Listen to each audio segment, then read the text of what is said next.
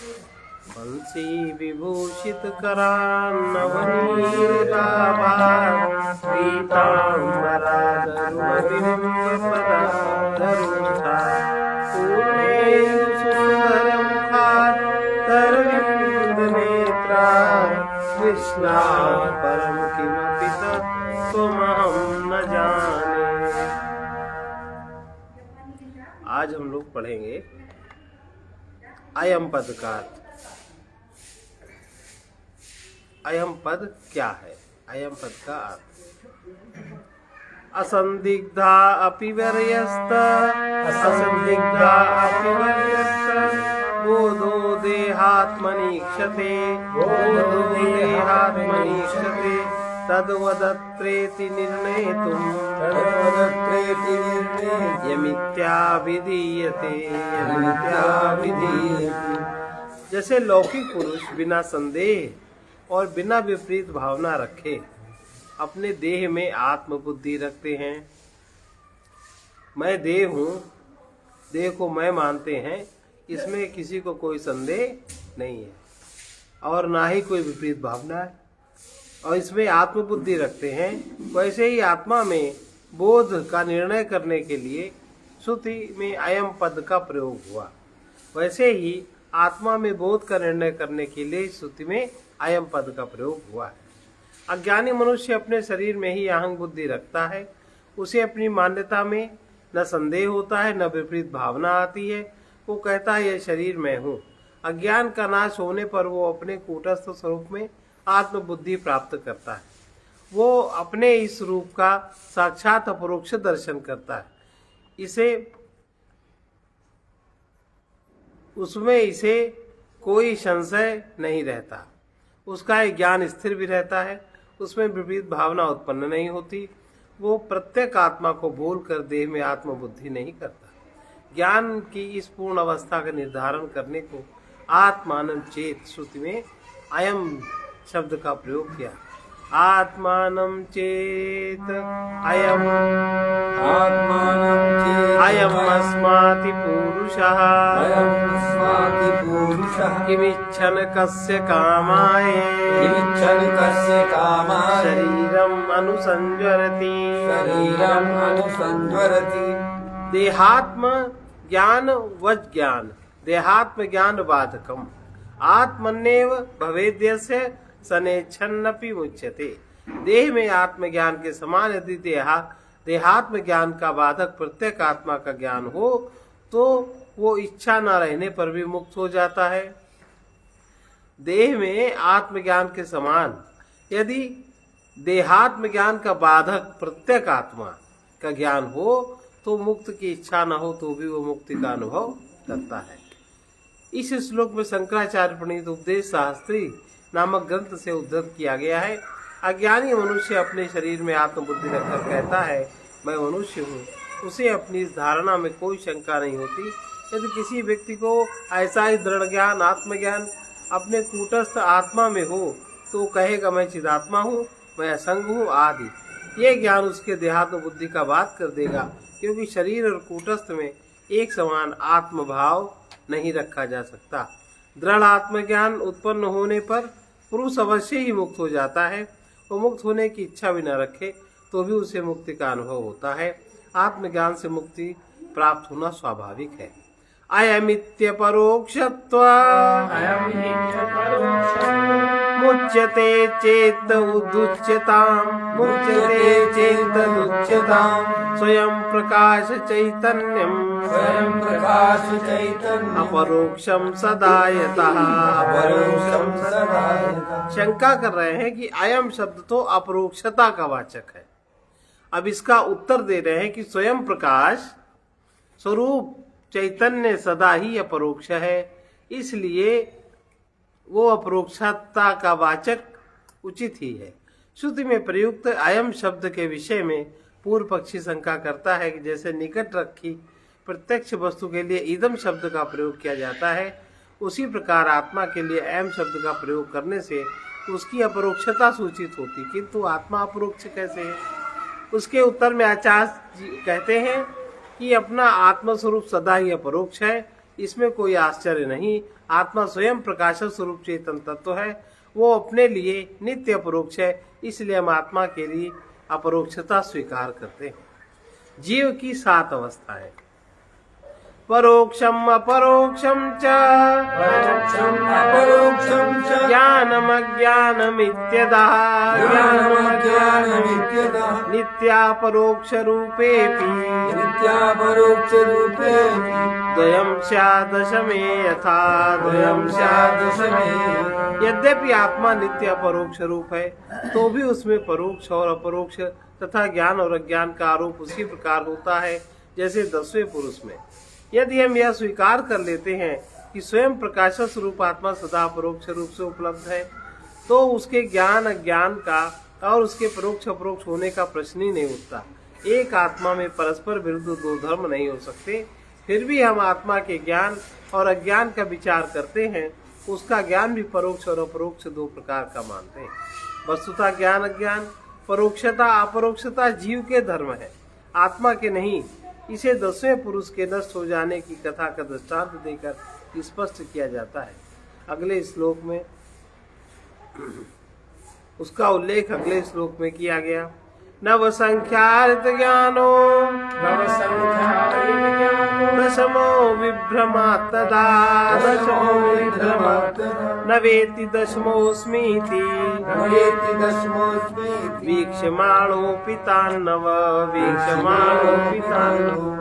9 पुरुषों को गिनकर अपरत ज्ञान वाला पुरुष भ्रम से अपने को नहीं गिनता। वो 9 पुरुषों को देखते हुए यह नहीं कहता मैं 10वां हूँ। 10वें पुरुष के खो जाने की एक बहुत प्राचीन वैदिक कथा है। एक बार एक गांव के निकट 10 पुरुष दूसरे गांव में मेला देखने चले गए। एक वृद्ध पुरुष ने उन्हें गिनकर बताया, तुम गिनती में 10 हो, सब लोग साथ रहना, लौट कर सबको साथ लाना। यह आदेश पाकर वो मेला देखने चल दिए। रास्ते में एक नदी पड़ी, उसे मंझा कर वे पार हुए। दूसरे तट पर खड़े होकर एक पुरुष ने यह निश्चय करना चाहा कि उनमें से कोई नदी में बहा तो नहीं, और वे गिनती में पूरे 10 हैं। उनसे सब पुरुषों को एक रेखा में खड़ा करा, गिना तो वे केवल 9 गिनने में आए। दूसरे पुरुष ने गिना तो भी गिनती में 9 रह गए। यह देखकर वे समझे कि एक पुरुष नदी में पार करते समय बह गया, अब 9 रह गए। इस प्रकार एक पुरुष के नष्ट हो जाने से या कम हो जाने पर तो वे सब दुखी होकर रोने लगे। यद्यपि वे सब मूर्ख पुरुष गिनती में पूरे 10 ही थे, किंतु अपने को छोड़कर शेष 9 पुरुषों की गणना करते थे। इसी प्रकार जीव अपने आत्मस्वरूप को नहीं जानता। यह उसके अनादि अज्ञान की प्रथम अवस्था है। गिनती करने वाले पुरुष की बुद्धि पर आवरण पड़ जाने के कारण वो अपने को नहीं गिनता था। वो कहता कि 10वां पुरुष नहीं है, इसलिए 10वां पुरुष दिखाई नहीं दे रहा है, इसलिए 10वां पुरुष हमारे बीच में नहीं है। इस प्रकार जीव को आत्म स्वरूप न दिखाई देना उसके आवरण का स्वरूप है। यह जीव की दूसरी अवस्था है। एक पुरुष के नष्ट हो जाने के कारण जैसे सब पुरुष रोने लगे, इसी प्रकार जीव की तीसरी अवस्था विक्षेप है। विक्षेप की अवस्था में जीव भय, चिंता आदि के कारण दुखी रहता है। उन पुरुषों को रोता देखकर उधर से जाने वाला एक राहगीर उनके पास आया, पूछने लगा, तुम लोग क्यों रोते हो? गिनती करने वाले पुरुष ने बताया कि हम लोग 10 लोग थे, एक साथी नदी में बह गया, अब हम केवल 9 रह गए, इसलिए रो रहे हैं। यात्री ने सब पुरुषों पर दृष्टि डाली और गिनकर देखा तो वे पूरे 10 दिखाई दिए। उसने पुरुष से पूछा, तुमने कैसे जाना कि एक पुरुष नदी में बह गया? गिनती करने वाले पुरुष ने शेष पुरुषों को गिनकर दिखा दिया कि केवल 9 हैं। यात्री समझ गया कि गिनने वाला पुरुष अपने को नहीं गिनता, इसलिए वह एक पुरुष के बह जाने के भ्रम में है। अन्य सब पुरुष भी मूर्ख हैं। इनके भ्रम को दूर करना चाहिए, अन्यथा ये सब इसी प्रकार रोते रहेंगे। यह विचार कर उसने उनसे कहा, तुम लोग रोना बंद करो, हम तुमको 10वां पुरुष मिला देंगे, तुम सब पूरे 10 हो। यात्री का एक कथन सुनकर पुरुषों का रोना कुछ कम हुआ। इसी प्रकार ज्ञानी जीव कृपालु गुरु के मुख से सुनकर आत्मा का परोक्ष ज्ञान प्राप्त करता है। यह जीव की चौथी अवस्था है। पुरुष उस यात्री से पूछने लगे, 10वां पुरुष कहाँ है, हमें दिखाओ। उस पुरुष ने कहा, तुम सब एक पंक्ति में बैठ जाओ, फिर देखो मैं तुम्हें 10वां पुरुष दिखाता हूँ। उसकी बात मानकर वे सब पुरुष एक ही पंक्ति में बैठ गए। गिनती करने वाला पुरुष भी उसी पंक्ति में बैठ गया। यात्री ने पहले पुरुष के सिर पर अपनी छड़ी से धीरे से मारते हुए गिनती गिनना प्रारंभ किया। इस प्रकार 9 पुरुषों के सिर से छड़ी चटका कर उसने 10वें पुरुष के सिर में कुछ अधिक जोर से छड़ी मारी और कहा, 10वां पुरुष यह है। इस प्रकार वे 10 मूर्ख पुरुष जान गए कि वे गिनती में पूरे 10 हैं, नदी में कोई बहा नहीं। इस प्रकार गुरु कृपा से जीव को अपने आत्मा का अपरोक्ष ज्ञान होता है। यह जीव की 5वीं अवस्था है। वे पुरुष अपने को स्पष्ट रूप से गिनती में 10 पाकर शोक मुक्त हो गए और उठकर मेला देखने चल दिए। इस प्रकार जीव आत्मा का अपरोक्ष ज्ञान प्राप्त कर शोक निवृत्ति की अवस्था उसको प्राप्त हो जाती है। यह उसकी 6ठी अवस्था है। मार्ग में जाते हुए पुरुष अभी अपने सिरों में छड़ी की चोट का अनुभव कर रहे हैं। अब उन्हें केवल इतना ही कष्ट रह गया। कुछ देर बाद जब उनकी पीड़ा शांत हो गई तो सब प्रसन्न हो उठे। इसी प्रकार शोक निवृत्ति हो जाने के बाद जब जीव अपनी वासनाओं से छुटकारा पाकर आत्मानंद में रमण करने लगता है तो उसे निरंकुश तृप्ति प्राप्त होती है। यह जीव की 7वीं अवस्था है। अगले श्लोकों में इसी कथा का विस्तार है। न भाति नास्ति दशम इति स्वयं दशमं तदा इति स्वयं दशमं तदा मत्वा वक्ति तदज्ञान कृतमावरणं विदु। 10वां पुरुष स्वयं होते हुए भी वो कहता है, न भाति नास्ति दशमा, 10वां पुरुष न दिखाई देता है और न है। इसे विद्वान पुरुष अज्ञान का आवरण कहते हैं। जीव अपने व्यक्तित्व में शरीर, प्राण, मन, बुद्धि आदि की गणना करता है, किंतु अपने साक्षी आत्मस्वरूप की ओर ध्यान ही नहीं देता। वो केवल दृष्टा है, दृश्य नहीं है। इसलिए जीव कहता है न आत्मा है और न दिखाई देता है। यदि आत्मा होता तो दिखाई देता। जीव की इस अवस्था में अज्ञान ने उसके आत्मस्वरूप को ढक लिया। इसलिए विद्वान लोग इसे आवरण कहते हैं। नद्याम मारदशम इति सोचन प्ररोदिति अज्ञानकृत विक्षेपम रोदनादिम विदुर्बुधा। 10वां पुरुष नदी में डूबकर मर गया ऐसा सोचकर वो 10वां पुरुष रोता है। इस रुदन आदि को विद्वान पुरुष अज्ञानकृत विक्षेप मानते हैं। अज्ञान का आवरण पड़ने पर जीव अपने आत्मस्वरूप को नहीं जान पाता। यद्यपि वो कूटस्थ संग नित्य मुक्त आनंद स्वरूप है, किंतु इसका अनुभव न होने के कारण वो अपने को विकारी और अभावग्रस्त और मरण धर्मा समझकर दुखी होता रहता है। वो अनेक भय और चिंताओं से ग्रसित रहता है। यही जीव की विक्षेप दशा है। न मृतो दशमोऽस्तीति श्रुत्वात्मवचनं तदा परोक्षत्वेन दशमं वेत्ति स्वर्गादिलोकवत्।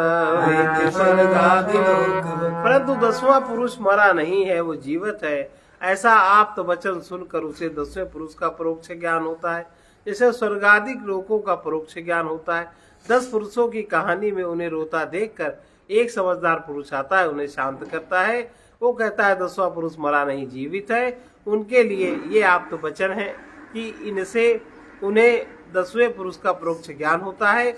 यद्यपि वे 10वें पुरुष को देख नहीं पाते तो भी वे स्वीकार कर लेते हैं कि 10वां पुरुष वहाँ है। इसी प्रकार अज्ञानी पुरुष को अपनी लौकिक समस्याओं के कारण रोता हुआ देखकर किसी ज्ञानी पुरुष को उस पर दया आती है और वो उसका शोक निवृत्त करने के लिए उसे आत्मज्ञान की शिक्षा देता है। उसके आप्त वचन सुनकर अज्ञानी पुरुष को परोक्ष ज्ञान प्राप्त होता है। वो केवल बौद्धिक स्वीकृति है, जैसे स्वर्ग नरक की मान्यता है।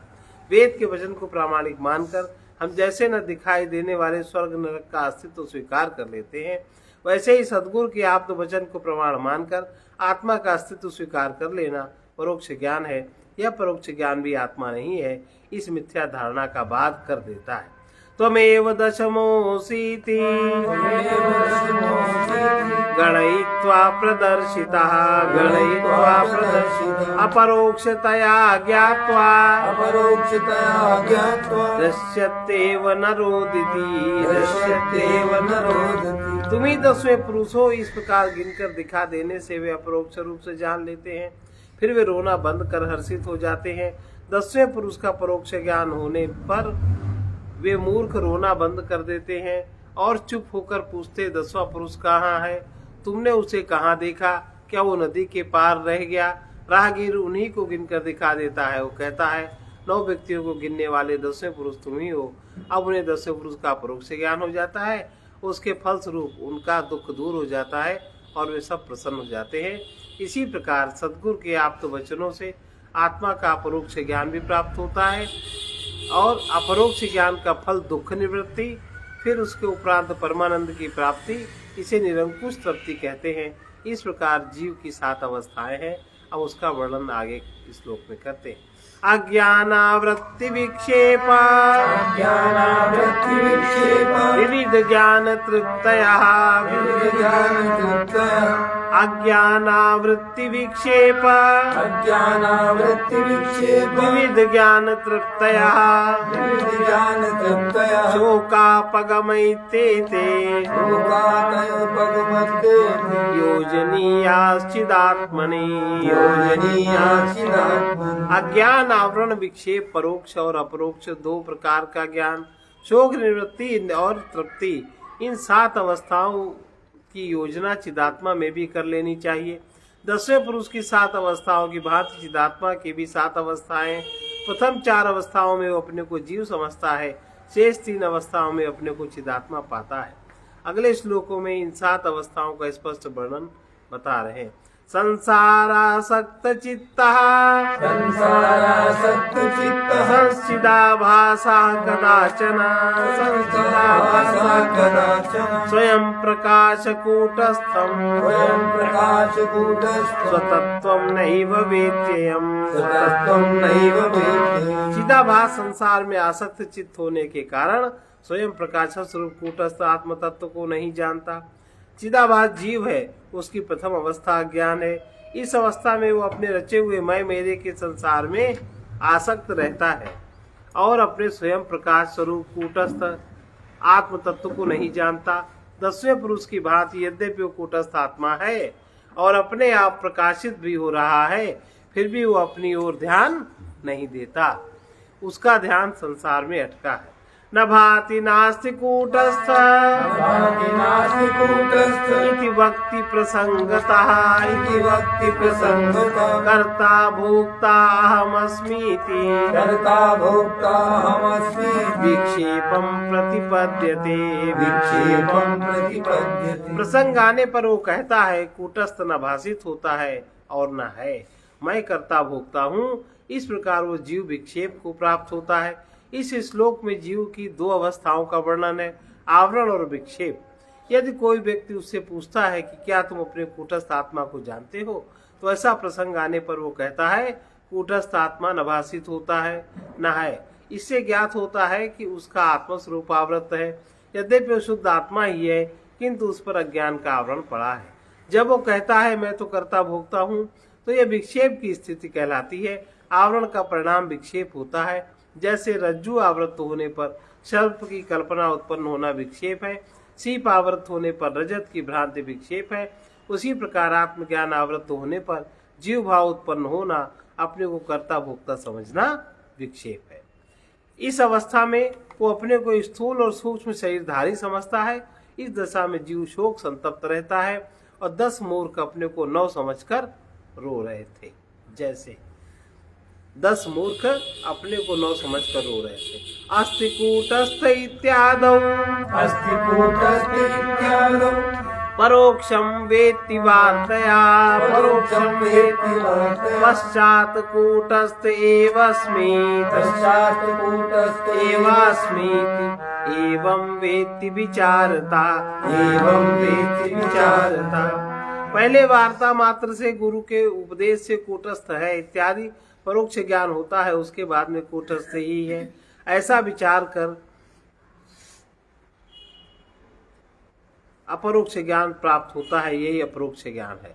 अपने आप को देहाभिमानी कर्ता भोक्ता समझने वाले अज्ञानी व्यक्ति को यदि सद्गुरु की प्राप्ति हो जाती है तो उससे सर्वप्रथम परमात्मा का शाब्दिक ज्ञान प्राप्त होता है। वो केवल इतना ही जान पाता है कि परब्रह्म परमात्मा एक नित्य चेतन तत्व है और समस्त नाम रूपात्मक चराचर जगत उसकी माया का विस्तार है।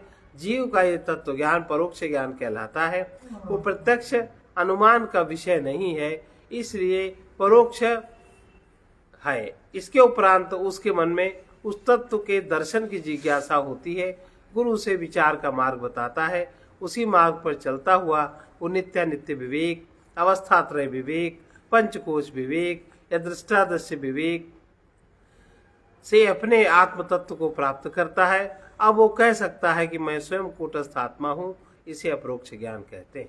कर्ता भोक्ते तेवमादि शोक जातम प्रमुच्यति कृतं कृत्यं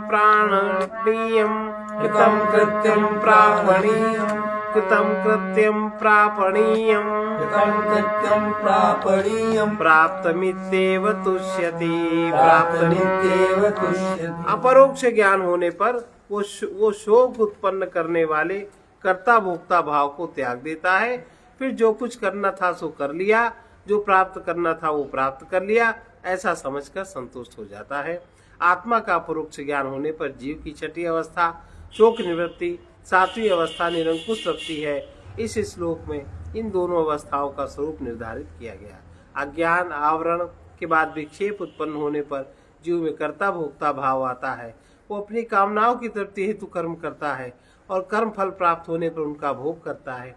वे जीव भोग के लिए कर्म करते हैं, कर्म करने के लिए भोग करते हैं। जैसे कीड़े नदी से एक भंवर में से निकलकर दूसरे भंवर में शीघ्र पड़ जाते हैं, वैसे ही जीव एक जन्म से दूसरे जन्म को प्राप्त करता है किंतु उससे निवृत्त नहीं होता। ये भवचक्र दुखदायी है। आत्मा का अपरोक्ष ज्ञान प्राप्त होने पर ये कर्ता भोक्ता का भव चक्र निवृत्त हो जाता है और उसी के साथ शोक भी समाप्त हो जाता है। दूसरी ओर आत्मा का ज्ञान पूर्णता और परमानंद का अनुभव कराता है। इसलिए ऐसा अनुभव होता है जो कुछ करना था कर लिया, अब कुछ करना शेष नहीं रहा। वो कर्ता भाव के समाप्त होने का लक्षण है। यह भी अनुभव करता है कि जो कुछ प्राप्त करना था वो सब प्राप्त हो गया, अब प्राप्त करना कुछ शेष नहीं रहा। ये भोक्ता भाव की समाप्ति है, यही निरंकुश तृप्ति है। अज्ञानम आवृतिस्तद्वद विक्षेपश्च परोक्षधि अपरोक्षमति शोक मोक्ष तृप्तिर्निरंकुशा सप्तावस्था इमा सन्ति चिदाभासस्य तास्विमौ बन्धमोक्षौ स्थितौ तत्र तिस्रो बन्धकृता स्मृता। अज्ञान, आवरण, विक्षेप, परोक्ष ज्ञान, अपरोक्ष ज्ञान, शोक निवृत्ति, निरंकुश तृप्ति, ये 7 अवस्थाएं चिदाभास की हैं। इसमें बंधन और मुक्त की स्थितियां हैं। उसमें पहली 3 अवस्थाएं तो बंधन करने वाली हैं, शेष 4 अवस्थाएं मुक्ति की है। यहाँ आचार्य यह निर्धारित करते हैं कि अज्ञान आदि 7 अवस्थाएं चिदाभास अर्थात जीव की हैं। जीव की जागदादि विमोक्षांता संसारो जीव कल्पिता। 7वें अध्याय का 4था श्लोक है। इस श्लोक में भी बंधन और मुक्त रूपी संसार को जीव कल्पित कहा गया था। चिदात्मा कभी बंधन में नहीं पड़ा, इसलिए उससे मुक्त होने का प्रश्न ही नहीं उठता। साथ में पहली 3 अवस्थाएं अज्ञान, आवरण और विक्षेप जीव की बंधनकारी अवस्थाएं हैं। शेष 4 अवस्थाएं परोक्ष ज्ञान, अपरोक्ष ज्ञान, शोक निवृत्ति और निरंकुश तृप्ति, ये मोक्ष की स्थितियां हैं। न जानामित्युदासीन व्यवहारस्य कारणं विचार प्राग भावेन युक्तमज्ञानमीरितं।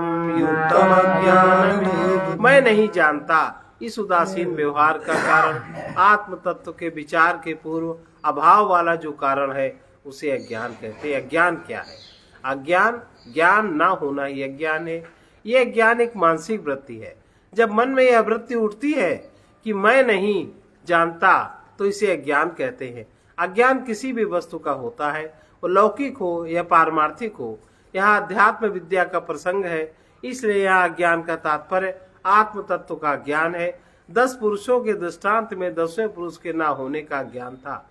आत्म तत्व का विचार करने से पूर्व आत्मा का ज्ञान नहीं होता। जब तक विचार नहीं करेंगे आत्मज्ञान उदित नहीं होगा। इसलिए विचार के पूर्व ज्ञान के प्रभाव वाली वृत्ति अज्ञान है।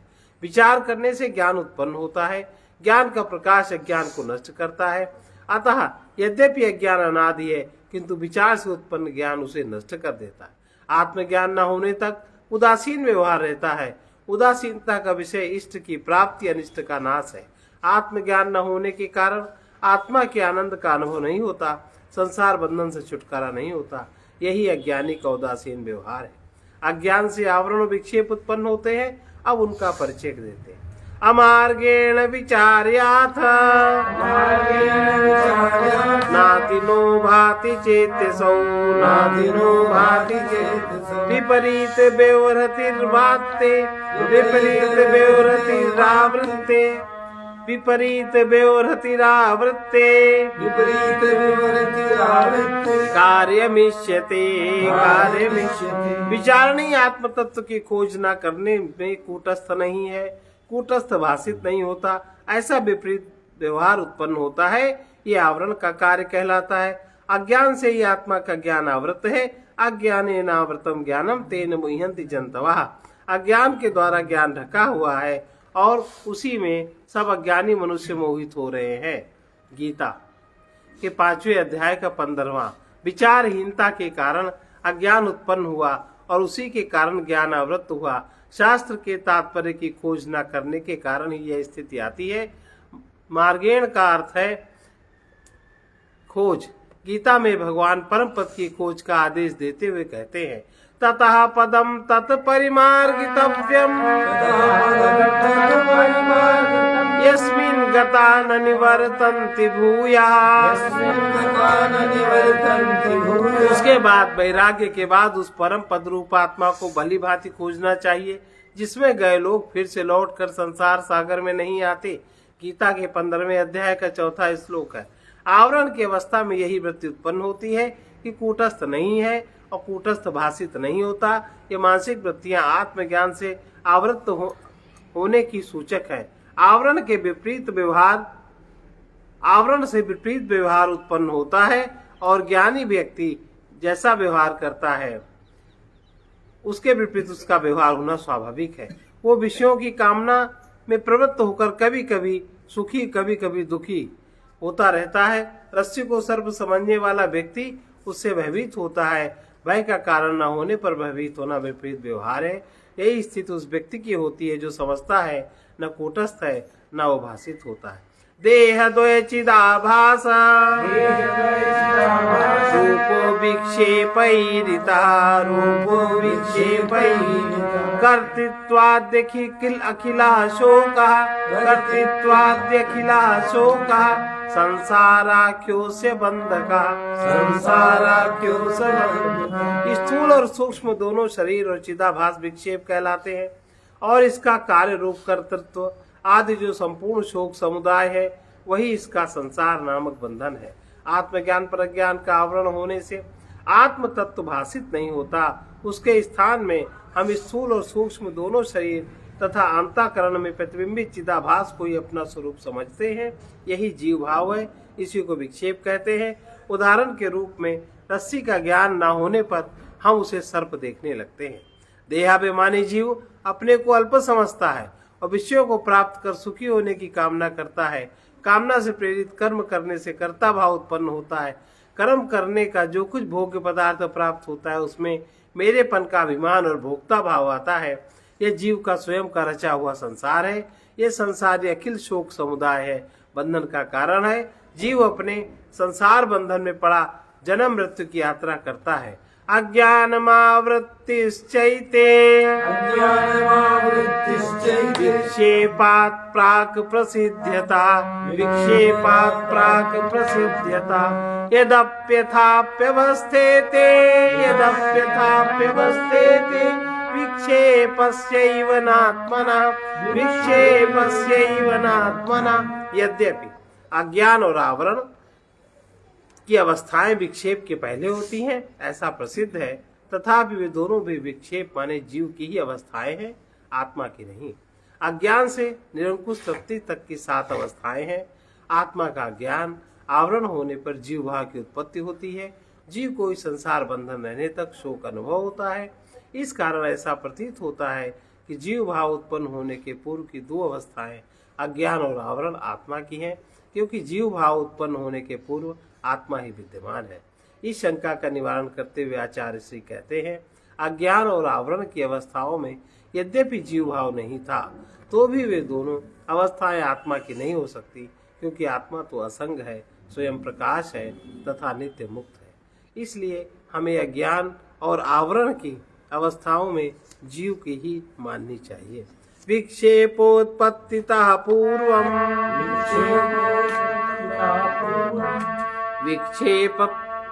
विक्षेपोत्पत्ति पूर्वमपि विक्षेपोत्पत्तितः पूर्वम् अपि विक्षेप संस्कृति अस्तेव तदवस्थात्वम् अविरुद्धं ततस्तयोः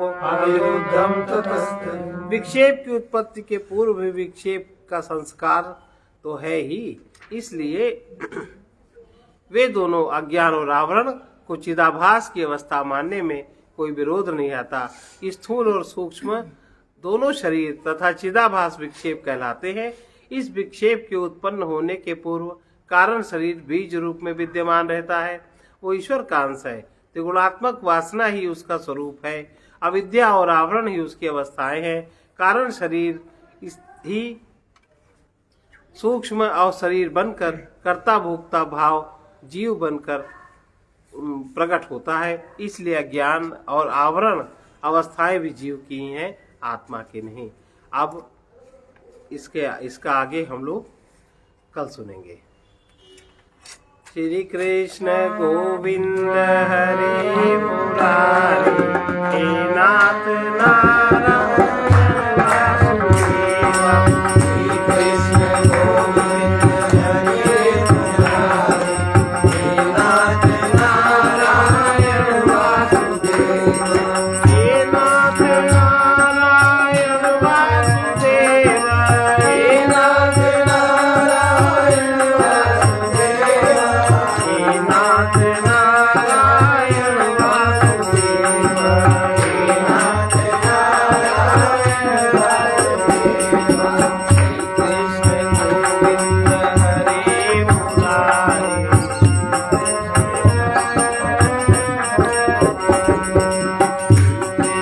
गोविंद हरे मुरारी हे नाथ नारायण वासुदेवा।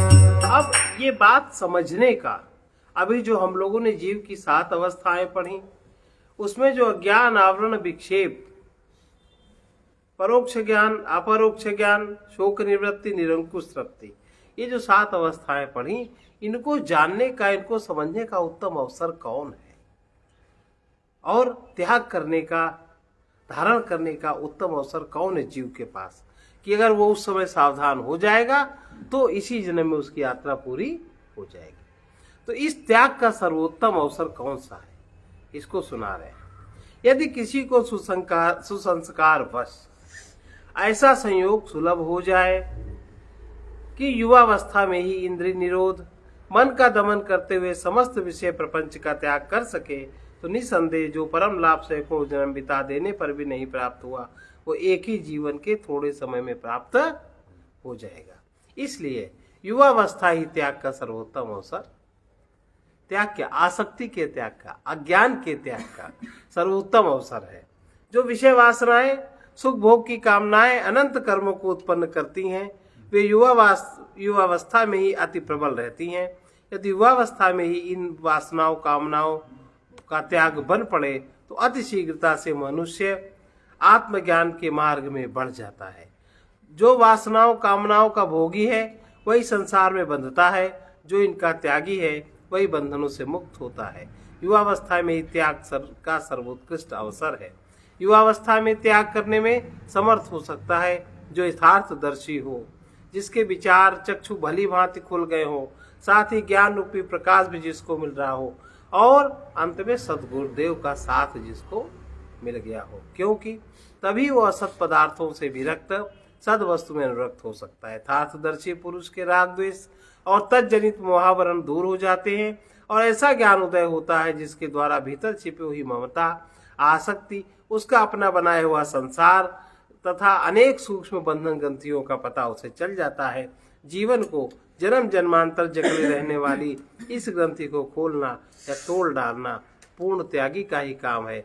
अगर त्याग वासनाओं का कामनाओं का जितना ही त्याग होगा उतना ही ये बंधन ग्रंथि से जीव अपने को छुड़ा लेता है। इसलिए जो कोई भीतर से छूटे वही छूटा माने मुक्त कहलाता है। बाहर से यदि कोई राज्य वैभव आदि छोड़ दे, ग्राम नगर आदि से दूर जंगलों में रहने लग जाए, फिर भी राग का त्याग भीतर से न कर सके तो उसे बाह्य त्याग से शांति कदापि नहीं मिलती। पूर्ण प्रेमी घर में रहते हुए भी त्यागी होता है। वो अपना भार किसी अन्य के मत्थे छोड़कर अपने अधिकार की वस्तुएं दूसरों को देखकर नहीं भागता, बल्कि अपने परमाधार प्रभु को ही अपना सब कुछ दे देता है और अंदर ही अंदर मन ही मन तत्पश्चात कुछ भी अपना न मानकर सब कुछ उसे एक आराध्य प्रभु को ही जानकर वो निरभिमान भाव से प्रभु की ही आज्ञा अनुसार जीवन में व्यवहार करता है और मुक्त होता है। प्रेमी अपना सब कुछ परम प्रभु को देकर त्यागी होता है और परम प्रभु को अपने में लेकर अनुरागी होता है। जहाँ त्याग करके भागने की धुन है वहाँ विश्राम है, थकावट है। जहाँ त्याग करके बैठने का अवसर है वहाँ पूर्ण विश्राम है, निश्चिंतता है। यही सुंदर त्याग है। ऐसी त्यागी को ही परम प्रेमास्पद प्रभु का योग सुलभ होता है, जो सब कुछ त्याग कर देने के पश्चात शेष रह जाने वाले चिन्मात्र स्वरूप आत्मा की शरण में स्थित रहना, चिदाभास को समाप्त करना जान गया है। यहीं पर त्यागी पुरुष शांति के वातावरण में अटल गंभीरता तथा पूर्ण शक्ति की शालीनता के साथ परमानंद का अनुभव करता रहता है। कोई सच्चा त्यागी ही ज्ञानी और प्रेमी होकर इस महान उद्देश्य को प्राप्त करता है। यदि आप अपने परम लक्ष्य की प्राप्ति के लिए किसी प्रकार की साधना करते हुए विविध सांसारिक सुख कामनाओं वासनाओं का त्याग नहीं कर पाते, बल्कि उनकी पूर्ति में ही लगे रहते हैं, तो आपके लिए अभीष्ट सत्य लक्ष्य तक पहुंचना अति दुष्कर होगा। क्योंकि सांसारिक भोग सुखों की कामनाएं वासनाएं जीव को बलात् भोगासक्त बनाती हैं। इनके त्याग से ही सत्य का विकास होता है और इसी शक्ति से पथिक गंतव्य पथ पर अग्रसर हो सकता है। भोगी मनुष्य का मन कहीं स्थिर नहीं हो सकता। वो द्वंद्वाघातों के कारण सदैव डावाडोल की स्थिति में रहता है। इसी से भोगी के मन में विश्वास कभी दृढ़ नहीं हो पाता, हमेशा संशय रहता है। उसका उत्साह परमार्थ में सर्वथा मंद रहता है। सुख भोगों का रागी मनुष्य अपने स्वार्थ सुख की सिद्धि के लिए समय समय पर अपने श्रद्धास्पद उपास्य देव से भी मुंह मोड़ लेता है और अपने मन का प्यार दुलार करते हुए उनसे चोरी भी करता है। इन्हीं सब दुर्भावों के कारण अंत जीवन में दैवी आश्रय प्रकृति के बीच ऐसा संघर्ष चलता है, जिसके कारण रागी साधक पर विविध आदियां व्याधियां अन्यान्य विरोधी आक्रमण अधिक होते रहते हैं। पूर्ण त्याग न हो सकने के कारण ही अधिकांश साधक शक्ति एवं परम शांति से वंचित रहा करते हैं।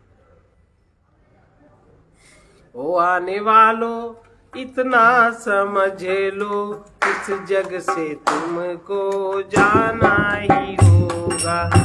ओ आने वालों इतना समझ लो,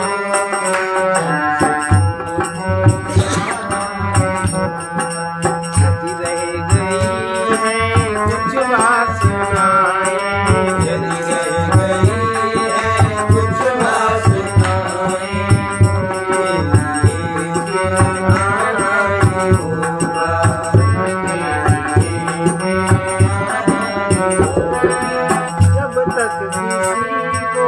जब तक किसी पर